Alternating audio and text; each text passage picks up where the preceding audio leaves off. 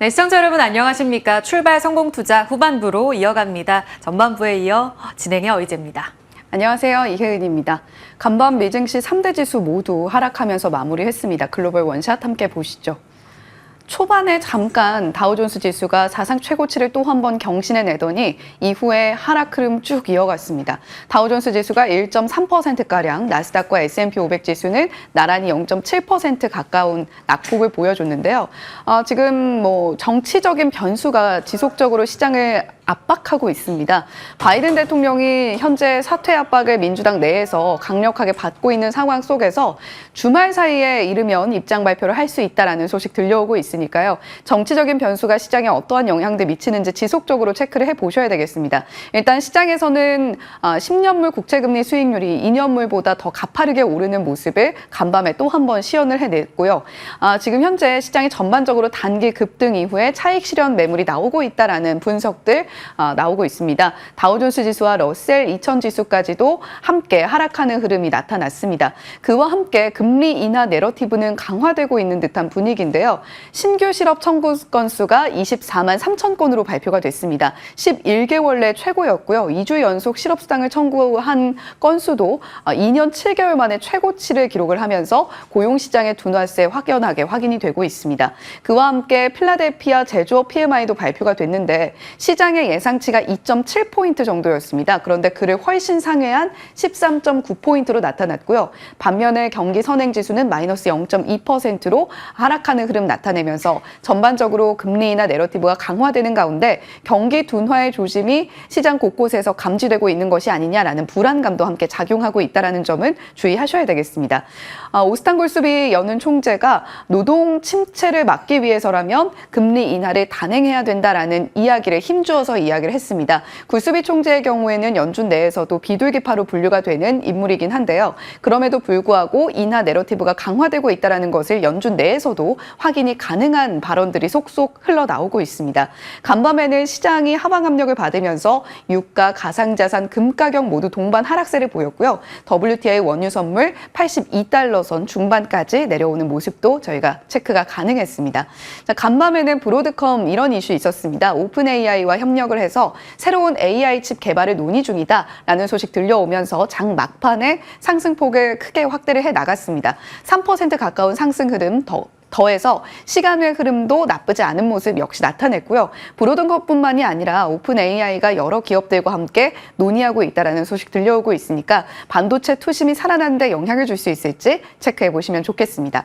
자, 애플은 권밍치가 X 글을 통해서 아이폰 16 시리즈 관련한 코멘트를 내놨습니다. 2% 낙폭 보였는데 잠시 후에 조금 더 자세하게 짚어보겠습니다. 넷플릭스 장 마감 후에 실적 발표 내놨죠. 2분기 신규 가입자 수가 800만 명, 전년 동기 대비로 16%가량 늘었다라고 발표를 했는데 주가 반응은 미미했습니다. 정규장에서 0.68% 하락, 그와 함께 시간외에서도 추가적으로 낙폭을 그려가다가 약간의 상승으로 전환하는 모습도 넷플릭스에서 확인이 가능했습니다. 악재가 혼재되고 있는 듯한 모습의 미국 시장입니다. 경기 둔화에 대한 불안감, 거기다가 정치 변수가 크게 시장을 압박하고 있고요. 거기다가 만기 주간이라는 점도 함께 복합적으로 영향을 미치면서 간밤에는 상승이 나왔던 다우존스 지수, 러셀 2000 지수까지도 동반 하락하는 모습 나타났다라고 앞서서 원샷에서 전해드렸습니다. 그런데 반도체 섹터와 관련해서는 이런 코멘트들 함께 주목해 보시면 좋겠습니다. 미주호에서 엔비디아는 결국 AI 승자이기 때문에 오히려 이렇게 하락이 나온다면 매수 기회로 삼아볼 만하다라는 코멘트가 나왔는데요. 간밤에는 엔비디아도 2.63% 상승으로 마무리를 했습니다. JP모간의 경우에는 중국에 대한 제재로 인해서 ASML이 급락을 했는데 이러한 하락 반응은 굉장히 과도하다라면서 목표가 상향하는 흐름도 함께 나타났으니까요. 이 부분도 체크해 보시면 좋겠습니다. 반도체 sek터 내 심리, 투심이 굉장히 또 뜨거웠던 반도체 섹터였는데 약간씩 변화가 감지되고 있는 듯한 분위기입니다. 그 투심을 TSMC가 끌어올려줄 수 있지 않을까라고 기대를 했던 부분이 있었는데요. TSMC 실적은 한마디로 TSMC가 TSMC했다라고 요약을 해볼 수 있을 것 같습니다. 실적 자체는 굉장히 좋았고요. 매출과 순이익 모두 시장의 예상치를 상회, 전년 동기와 분기 기준으로 이야기를 하더라도 상당히 좋은 모습을 보여줬습니다. 보였습니다. 특히 매출의 경우에는 전년 동기 대비 40% 성장세를 보여줬고요. 순이익 역시도 36%가량의 성장 흐름을 나타냈습니다. 우리 돈으로 따지면 순이익 기준 10조 원이 넘는 숫자를 이번에 발표를 하게 됐는데요. 3분기 매출 가이던스도 시장의 예상치를 상회하는 흐름으로 나타났고, 물론 약간의 비용 투자에 대한 이야기는 있었습니다만 필요한 부분에 지출을 하고 있다는 것을 굉장히 또 강조를 했던 어닝콜이었습니다. 이에 따라서 시장이 충분히 납득할 만한 비용 지출이었고, 가격에 대한 이야기도 함께 전했던 TSMC였는데요. 여러 가지 어닝콜의 핵심 내용들 한번 먼저 짚어보겠습니다. TSMC의 강력한 성장의 해가 될 것이다라고 이야기를 했던 웨이저자 CEO의 어닝콜 발언 가지고 와봤는데요. 메모리를 제외한 반도체 시장이 한 10%가량의 올해 성장을 보여줄 수 있을 것이다 라는 코멘트도 함께 내놨습니다. 중요한 것은 과연 TSMC가 2나노 공정에 대한 수요를 어느 정도로 바라보고 앞으로의 로드맵을 짜가느냐일 텐데, 2나노와 A16 칩의 경우에는 거의 모든 AI 혁신 기업이 TSMC와 협력하고 있다라고 강조를 했고요. 2나노의 수요를 점쳐봤을 때 현재 최선단 공정인 3나노 그리고 5나노 공정보다도 수요가 더 많이 보여지고 있다라는 부분도 말을 했습니다. 패키징 부분에 있어서도 2024년과 2025년 비교했을 때 2배가량 늘어나는 모습 함께 포착이 가능했다라는 코멘트 내놨으니까요. 전반적으로 TSMC의 성장세는 이어질 것이다라는 것을 우리가 이러한 숫자들에서 확인이 가능합니다. 특히 중요한 것은 가격적인 부분일 텐데요. 해외 확장이라던가 대만의 전력 가격이 올라갔기 때문에 비용에 대한 증가는 어쩔 수 없다라는 코멘트도 함께 내놨습니다. 가격은 전략적으로 책정하겠으나 구체적으로 어떤 부분에서 얼만큼 인상하겠다라는 이야기는 없었고요. 노드별 매출 비중을 살펴보게 되면 최선단 공정인 3나노 공정에서 이미 15%의 매출 비중을 차지하고 있습니다. 그리고 AI 수요를 반증하는 고성능 컴퓨팅 HPC 부분에서 28%의 분기 성장세를 보여줬기 때문에 이러한 AI를 필두로 한 성장세가 TSMC를 중심으로 지속적으로 이어질 것이다 라는 이야기 나오고 있고요. 다만 앞서서 권밍치 말씀을 드렸습니다. 대만의 IT 저널리스트인 권밍치가 X글을 통해서 애플 주요 공급업체인 TSMC와 다른 기업의 실적 발표 내용을 봤을 때 아이폰 16에 대한 주문을 실제로 늘려서 넣었는가에 대해서는 약간 의구심이 든다라는 코멘트 내놨으니까요. 이러한 부분까지 함께 참고해 보시면 좋겠습니다. 자, 아마존 프라임데이 역대 최대 매출을 기록했다라는 기사 나오고 있습니다.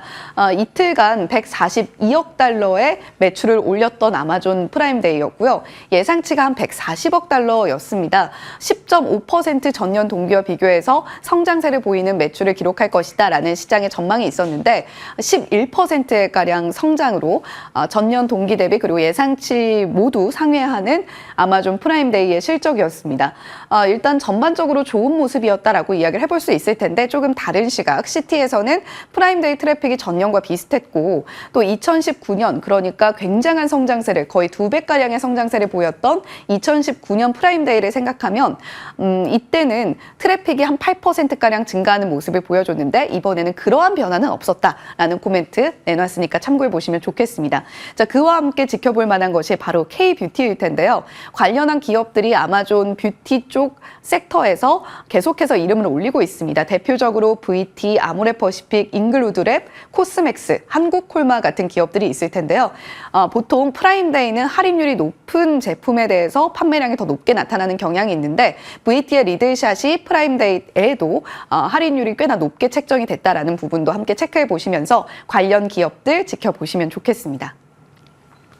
네, 간밤 미국 증시 투심이 타오르는 모습을 보여주진 않았습니다만 우리 시장에도 좀 간절하게 힘이 필요한 시점인 것 같습니다. 그 동력이 뭐가 될까요? 지금부터 찬찬히 냉정하게 찾아가 봐야 될 시점인 것 같습니다. 한 주의 마지막 거래일인데요. 어제장부터 정리해 보도록 하죠. 미국 파트는 확인을 했고 마치 간밤의 미국 분위기 한 차례 더 우리가 어제 선반영하는 그런 모습을 보여줬습니다. 양시장은 나란히 내리면서 거래를 마쳤는데요. 어제는 이 트럼프 후보의 대만 쪽의 강경한 멘트 플러스 바이든 정부의 이 대중 수출 규제가 더 강화될 수 있다는 우려감 속에 그 전날 나스닥 지수 중심으로 이 종목들이 많이 밀렸던 여파를 그대로 이어받았습니다. 하지만 다행인 것은 코스닥 쪽으로는 이 거래가 적었음에도 불구하고 조금이나마 매수세가 유입이 됐고 역시 거래소에서도 삼성전자 중심으로 해서 몇몇 반도체 종목들이 고개를 들었고 이런 측면이 낙폭을 많이 줄이는데 일조했습니다. 나와 있지는 않지만 글로벌 증시 안에서 나스닥이 어제 2.77%의 2022년 말 이후 최악의 하루를 보냈잖아요. 그리고 니케이 지수도 같이 빠졌고 대만 가권 지수도 1% 넘게 빠졌는데 반해 코스피가 한 0.67%의 낙폭을 줄이는데 만회하며 마감된 것이 그나마 잘했다라는 측면을 받고 있습니다.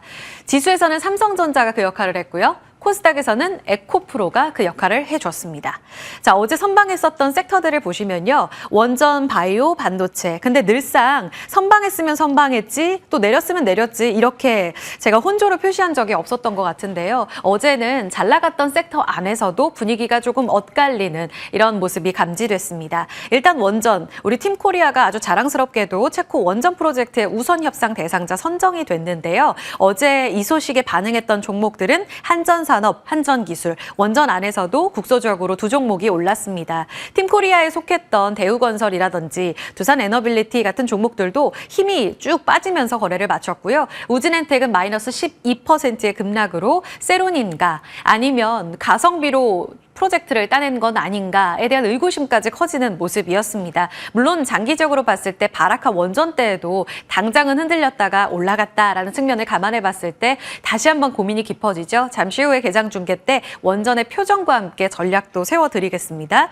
원전과 함께 에너지라는 측면에서 봤을 때에는 간밤 그 전날 밤이죠. 미국장에서 좋았던 정유주들은 선방을 했고요. 어제 재룡전기라든지 전력설비, 변압기 쪽으로도 같이 밀리는 모습이 포착이 됐습니다. 그리고 고점에서 또 한 번 흔들리는 모습 속에 바이오 종목들도 오른쪽, 내린 쪽 엇갈렸는데요. 일단 내린 쪽을 본다면 비만 치료제에 관련해서 경쟁이 심화되고 있죠. 암젠 그리고 로슈까지 등장을 하면서 일라이릴리와 노보노디스크의 독보적인 지위가 많이 흔들리는 모습을 보이고 있습니다. 그런 움직임 안에서 우리 시장은 비만 치료제 시장과 관련된 확장 기대감에 그동안 달렸었는데요. 그렇게 달린 고점주 펩트론, 삼천당제약, 이오플로우는 조정을 받았습니다. 반면에 DX, VX 같이 새롭게 등장한 비만 치료제 뉴페이스들은 올라가는 모습을 보였고요. CDMO 관련해서 생물보안법 연내 통과한다고 하는데 ST팜의 강세 움직임도 포착됐습니다. 대표적으로 가장 핵심적으로 어제 지수의 변동성을 가져왔던 건 반도체였는데요. 앞서서 이 TSMC 이야기를 드렸었죠. 이 내용에 삼성전자 막판 상승 전환, 반면 하이닉스는 하락으로 거래를 마치는 모습이었습니다. 환율은 여전히 높고 외국인들의 수급도 완전하게 우리 시장에 컴백할 가능성을 보여주지 못하고 있습니다. 이 기로에 서여 있는 반도체주, AI 고점론도 있고요. 그리고 대형주에서 중소형주로 옮겨가는 순환매 양상 속에서 좀 불안한 기조를 보이고 있습니다. 그만큼 잘 달렸기 때문에 불리하다라는 건데요. 여기에 더불어서 바이든 그리고 더불어서 트럼프 멘트와 함께 영향을 받아가면서 조정을 받았었던 반도체주였습니다. 그런데 어제 막판 딱 3시였었죠. 한 줄기 빛. 됐던 숫자, TSMC의 실적, 앞서 혜은 앵커가 자세히 전해드려서 헤드라인 넘버는 훑어만 보시면 될 것 같고요. 이번 넘버도 좋았고요. 가이던스, 전망치 좋았고요. 캐펙스 투자도 예상치를 웃돌았습니다. 다 좋았습니다. 그래서 국내 반도체주, 이 가로치고 있는 부분이 장중에 낙폭이 가장 깊었던 저점까지의 등락률인데요. 거의 다 만회하면서 올라온 종목들이 대다수 많이 늘었습니다. 원익QNC, 솔브레인 같이 부품 소재단 좋았고, 소켓, 그리고 EUV 쪽도 상승 움직임. TSMC가 ASM에 극빈 방문했다고 하는데 여기서 EUV 장비 구매와 관련된 논의가 이뤄졌다라는 측면도 반영하는 모습이었습니다. 그리고 대표적으로는 일단 큰 형님이 삼성전자 상승으로 돌아선 부분이 유의미해 보였습니다. 이오테크닉스가 TSMC 이번 호실적의 가장 큰 수혜주다라고 업계에서도 보고 있던데 1.7%가량 올라가면서 어제 장중 고점에서 거래를 마친 점, 오늘장의 연속성에 대한 기대감을 높이는 부분입니다. 이제 AI 고점론, 여기에서 성장률을 더 한 차례 보여줄 수 있을까? 그러니까 엔비디아 작년 3분기 실적에 그랬었잖아요. 계속해서 YOY로 QOQ로 계속 우리의 기대를 뛰어넘는 성장률을 확인해줬는데 2025년부터는 이 부분이 기울기가 좀 줄어들 것이다 라는 전망이 AI 고점론의 불안감을 키우고 있습니다. 게다가 트럼프 정국에서 정치적 불확실성까지 커지면서 반도체단의 피해가 커질 수 있다는 이야기까지 함께 거론이 되면서 지금 고점에서 멈춰있는 종목들이 굉장히 많은데요. 물론 조정받은 종목도 많고요. TSMC의 이 실적 시계가 자신감의 엔진으로 장착할 수 있을지, 그리고 이번 TSMC 말고도 하이닉스, 삼성전자, 다음 주, 다다음 주, 그리고 다음 주에는 마이크로소프트와 구글, 8월에는 엔비디아까지 실적 시계를 확인할 수 있는 이벤트들은 남아 있습니다. 이게 동력이 될지 아니면 그저 조정을 받는 데 있어서 쉬어가는 이런 이벤트가 될지는 확인이 필요할 것 같습니다. 어제 삼성전자가 유독 호재 민감도가 컸던 이유를 좀 짚어보면 CXL이 있습니다. 하이닉스도 똑같이 TSMC 실적 좋았을 때 반응을 했어야 하는데 한미반도체, 이주페타시스, 그리고 SK하이닉스는 크게 상승 반전을 이뤄내지는 못했습니다. 그런 측면에서 물론 삼성전자가 엔비디아 콜 승인 때문에 못 간 국면도 있었잖아요. 그 측면에 더해서 CXL이라는 차세대 선점에 대한 경쟁력이 부각된 건 아닐까 시장에서는 이렇게 읽고 있습니다. 어제 삼성전자의 CXL 설명회가 있었고요. 여기에서 CXL 기술의 핵심인 빠른 연결로 연산하는 데 있어서 우리만의 표준을 갖고 이미 발표한 이 2.0 디램 메모리 풀링을 개발해 인프라를 장착해 이제 곧 개화할 2027년에서 2028년의 CXL 시장 안에 우리가 선두주자가 될 거다라는 측면을 발표했습니다. 아직 표준 규격과 관련돼서도 명확하지 않고 이 시장이 2027년, 28년까지 아직 개화하려면 조금은 남아있는 구간이기는 한데요. 사실 삼성전자가 HBM 선두주자를 놓쳤기 때문에 CXL에 대해서는 상당한 의지가 있는 것을 확인할 수 있습니다. 해내겠지라는 기대감도 함께 작용하고 있는 구간입니다.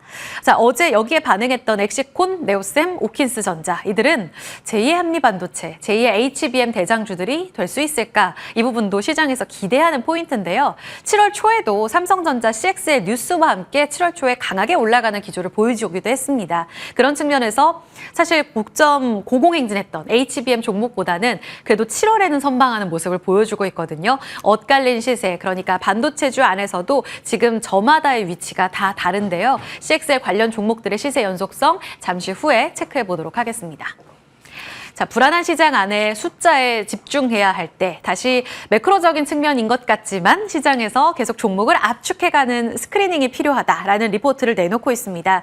이제 삼성전자가 이번 월 초에 LG전자와 함께 아주 가뿐하게 어닝 서프라이즈로 좋은 출발을 보였습니다. 그래서 오늘 현대건설 실적 발표 있고요. 다음 주에 현대차라든지 본격적으로 대형주들의 어닝 시즌이 진행이 됩니다. 미국에서는 이번 주 금융주를 중심으로 본격화되는 분위기인데요.